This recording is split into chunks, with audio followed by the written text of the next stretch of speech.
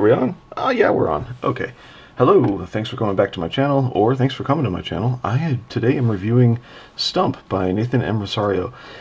This is my fourth attempt at reviewing this book because I've gone too long on the other attempts, and there's a lot here to try and get through. So it's time to get through it. Stump was originally published in 2013. What's really cool about this, so here's the cover from the original publication. Here's a 1993 early concept, like something that survives. And then here's some fan art. And this is inside the back cover of the book. So this book is a remastered version. It's also supposed to be expanded. It was originally supposed to be expanded to 32 pages, yeah, like that. It ended up being 48. So you have a cover and a solid 48 pages, no ads, no extra, nothing else inside. All the extras right here on the inside of the cover. So that's really cool. But when I found out this existed, this was really cool because I used to know Nathan just barely. Like, we were internet acquaintances. He says he kind of remembers me, but I don't know. He might mix me up with somebody else. I'm fine with that. He ran a forum. One day he put out a drawing that inspired some story pitches in my head, which were very much not formed all the way, and I knew that. And he actually heard my pitches and was like, that's nice. So they were terrible. But they were just like the first moment of an idea. And he mentioned that he had his own thing in the works, but he never let on what it was. That was around 2006. So he had been working on this thing since 93, which brings us to the inside here. He has a dedication here to Juan John Cantu. I think that's how you say his name. I'm going to read here a little bit. John was a fellow artist and huge inspiration to me when we were stationed in Germany together from 1991 to 1993. He was right there when I first created Stump and had a tremendous amount of influence on those earliest versions of the characters. It was not an exaggeration to say that I'm still drawing today because of him, and without his influence, Stump probably wouldn't exist at all. Anyway, unfortunately, he passed away last September. I'm going to take this to be September 2020. Oh, it says right there, September 2020. Before this book was completed, and it saddens me to think that he won't get to see what I consider, Nathan, to be the final version of Stump in the book that I've wanted to create ever since our days together in the Army. All I can say right now is thank you, John, for being one of my best friends and for encouraging me to draw and to keep drawing. I'm proud to be your friend. So John had just passed away really recently here. He also has some thanks to some other people. So we've got Matt, Mark, Chris, Sterling, Chris, a different Chris, Brian Lee, William, James, Jeff, and Jeff's last name is the reason why I'm not reading any of those. And then Nick, Justin, Donald, and Carl. So very nice.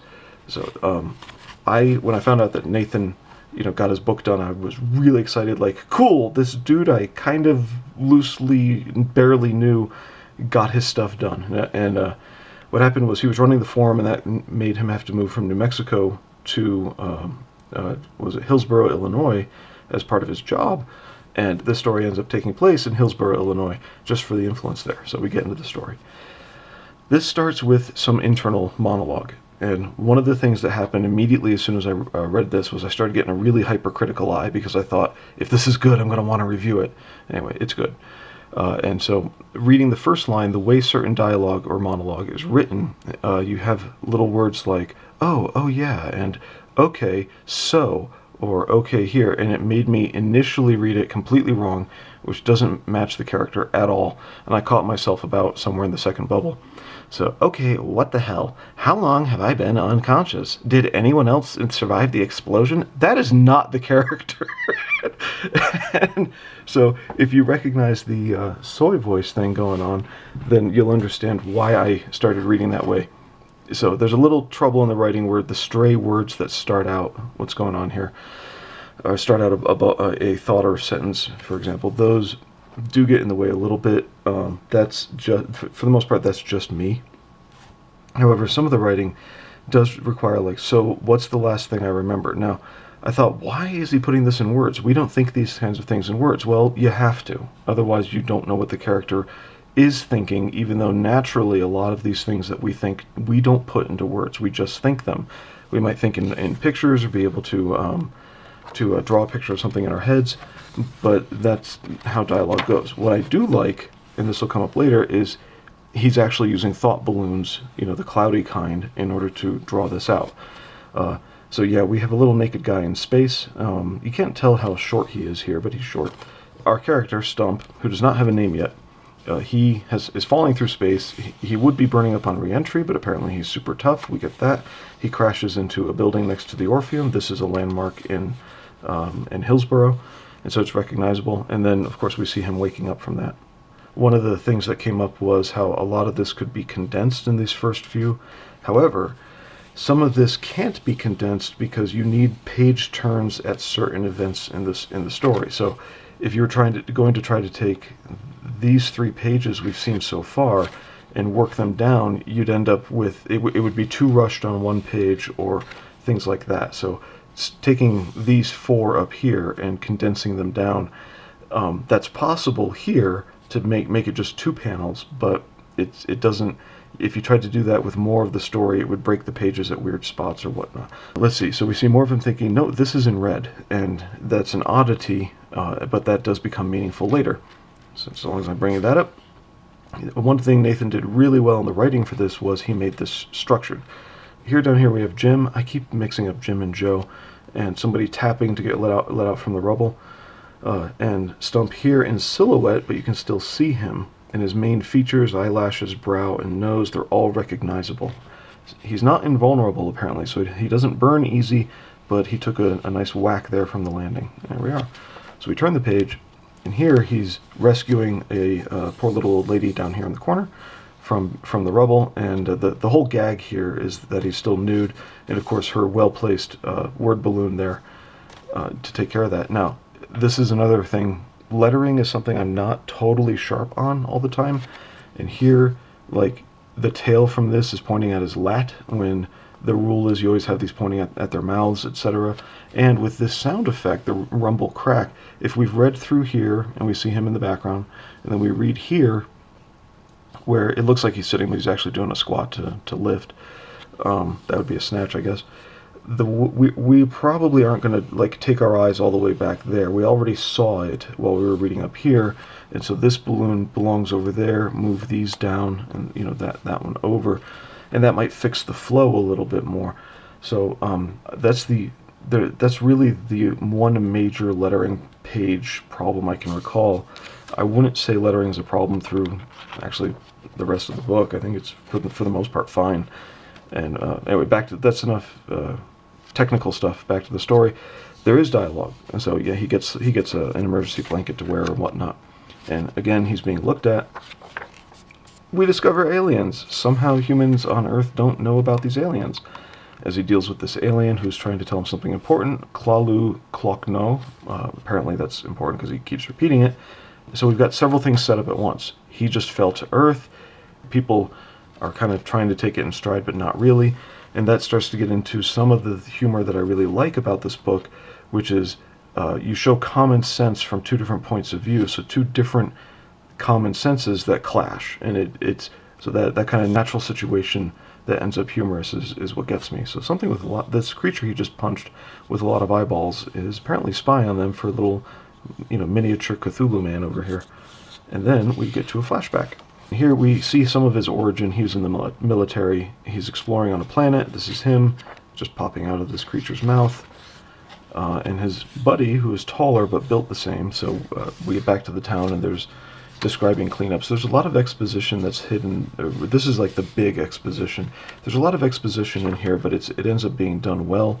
And he's being examined in the local hospital. And again, we have the way people very naturally are, like that plaid pattern. And one of the ways people are is, well, she's not exactly on duty anymore. She's just there to check him out. And apparently all the nurses have been doing that. So there's that. And the clash of common sense things is they can't get a needle in him to get a blood test, just to find out how he's doing and what he is. The needle won't go through his skin, and they're talking about that a little bit. Are you even writing these things down? It looks like you're just drawing pictures. And here's Jim. I think it's Jim. I hope it's not Joe.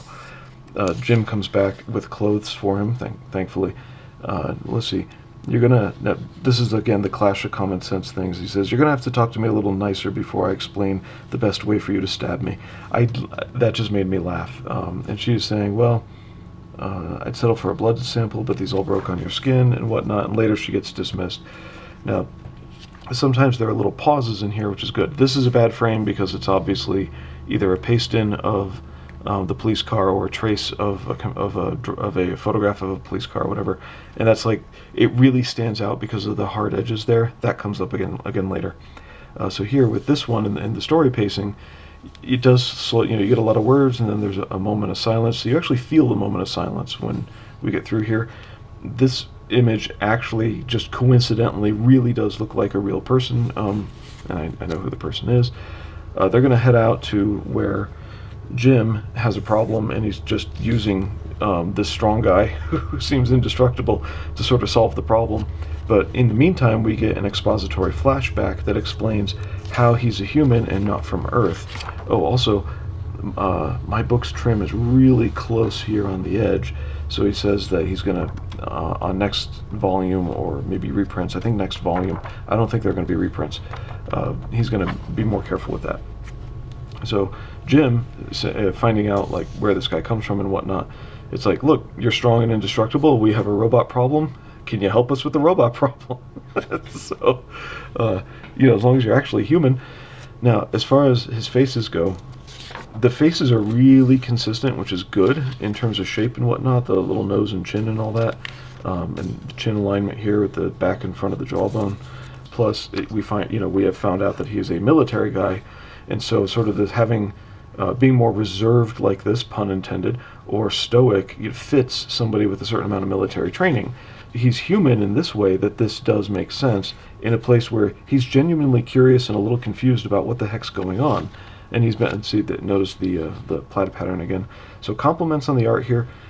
One thing that Nathan did in the art that's really good is wherever there's clothing ripple to be shown, he does ripple the pattern of the plaid, so it follows. There's a scene coming up, I'll show that again. He makes a really good use of when to silhouette things like this, so that we're not always having to do constant backgrounds. It adds some variety. The ghost image people like that.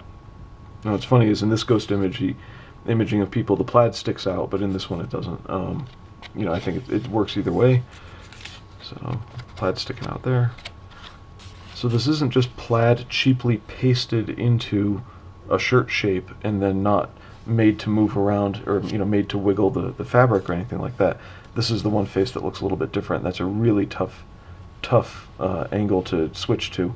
And that's why it looks different. It's just a different angle, but actually all the features all match up. So Nathan is doing a good job. And notice the perspective here, the huge hand near our eye, and whatnot. So Nathan is pretty skilled as an artist. So however he helps them with the robot problem, the robot snatches him away and is no longer misbehaving, but they do talk a bit. And here, see, you got 1 foot down, 1 foot up, pelvis is tilted, the body would twist this way. He makes sure that the lines are in the shirt to show how the body would be moving. So all this stuff has been thought through very well. So good job. Oh, and expression with only part of a face. So silhouetting. These are all really well done, I think. So notice we've got a lot less dialogue here. There is give and take in the story as it goes. He is, by the way, inside a farm, excuse me, where he's hopped onto the farm and fallen through. He breaks everything he touches, I guess. I really enjoyed the book, so if you can't tell. Here, as we get through there, now on this page in particular, we can start to see the coloring difference a lot more. We've seen the purples and blues before, but here in the villain area we get more green. So thankfully throughout this entire book he didn't fall into the stupid everything has to be shaded in cyan and orange, or really just cyan, orange, white, and black mixed. Except the cyan and orange never touch each other. Well, sometimes they do and you get purple, but he doesn't fall into that. He uses a full spectrum of colors. And when he doesn't use a full spectrum, like there's a lot of green here and the metal even looks a bit green, it makes sense. This is indoor, it's an industrial laboratory type situation. Things being green do make sense because that's how the lighting or the objects could be. Now, he did take the advice to fix on this particular panel. There were multiple items that gave perspective, but they see how whoops, sorry about that. How these have a vanishing point and this vanishing point light. He took the advice to fix that different items in the scene had multiple vanishing points, but he did not use the advice to make sure of a super, like, hyper hard edge to show metal, that these are all made of metal, otherwise they don't look, dangerously hard or whatever. That's good, because if everything he redrew had to be like this girder in terms of how metallic and hard it is, one, he'd never finish the book from redrawing, and two, he would probably, it would stand out too much, kind of like that photograph of the police car that I showed earlier. So another thing that comes up, there's a little bit of self-consciousness about comics and how they're made in this book. So here we see all of this talking, and it bothered me, like, here, why is he talking? He's alone. And same thing in the fight scene. Why is he talking? Well, people do talk to themselves. And then that becomes something that gets pointed out in the story. So here, we get pulled into another backstory. So we do end up with two backstories, one of which finishes this character's arc in this book. Spoiler, yeah. But notice how it's done, kind of like how the original Spider-Man first couple of pages was done when Spider-Man was first introduced by Marvel as a character. So this actually works well, rather than being endless, exposition. I keep using that word. But notice here, Nathan even writes in jokes. So in Stump's thoughts we get about this evil mad scientist, wow, he sure does like to hear himself talk, and like all the bubbles there. So, but there's a trade-off, there's a give and take with action, and we do get to know the character. He's not just blunt force, even though he has blunt force. He's trying to do what he thinks is right. Realization. Look at that expression. So good job.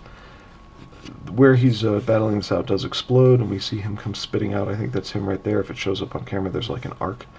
And then notice the big slowdown here, and there isn't any decompressed storytelling here. So all of this extra wording isn't for the sake of decompress, recompress like that. It's that sometimes you just need give and take. So as the multiple backstories come out, but there's humor here too.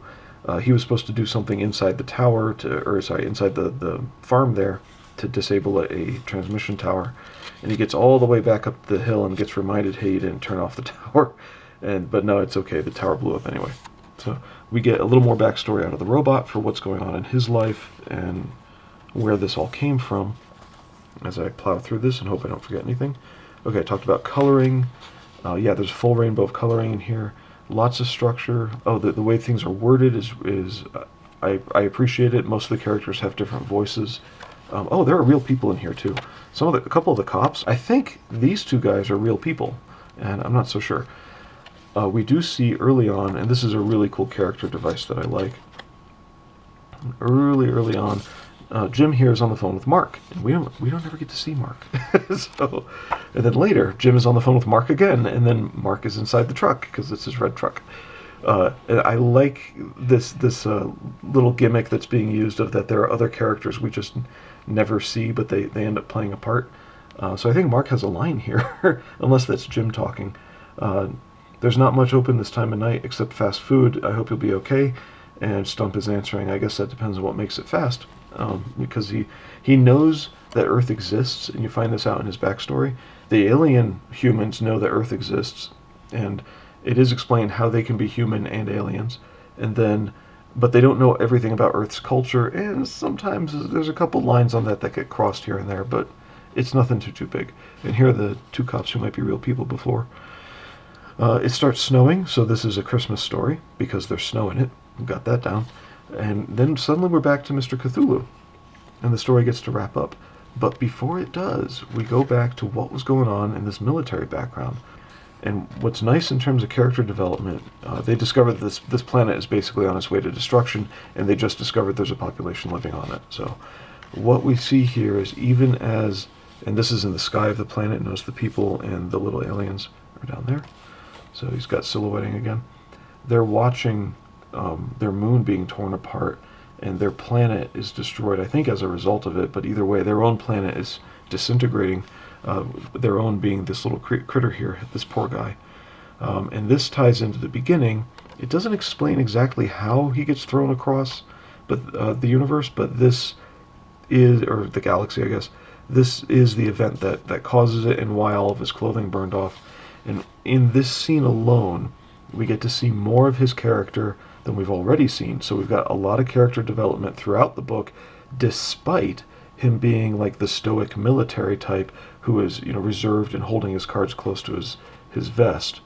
But he's even caring about this poor little creature, hoping that things would go well when they don't.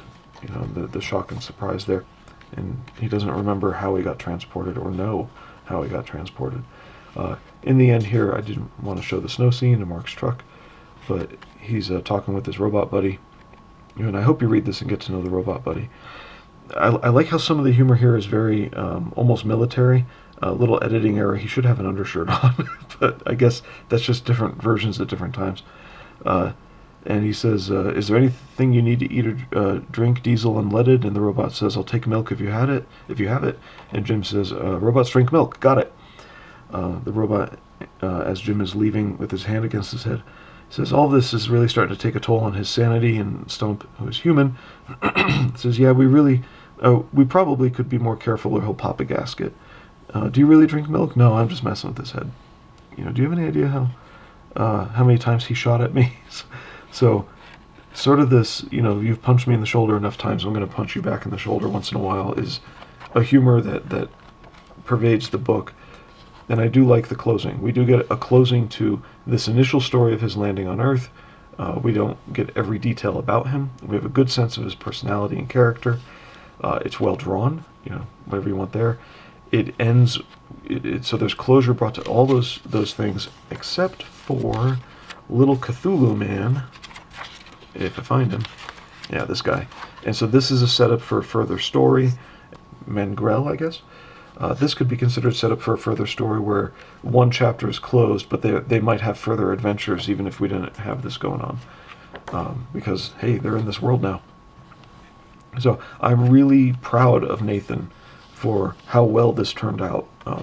You can find little flaws here and there. I don't care. Nothing will ever be flawless. If you can get your hands on a copy, I hope you enjoy it too. So this is my fourth attempt at reviewing this book. This is a long review. Thanks for watching.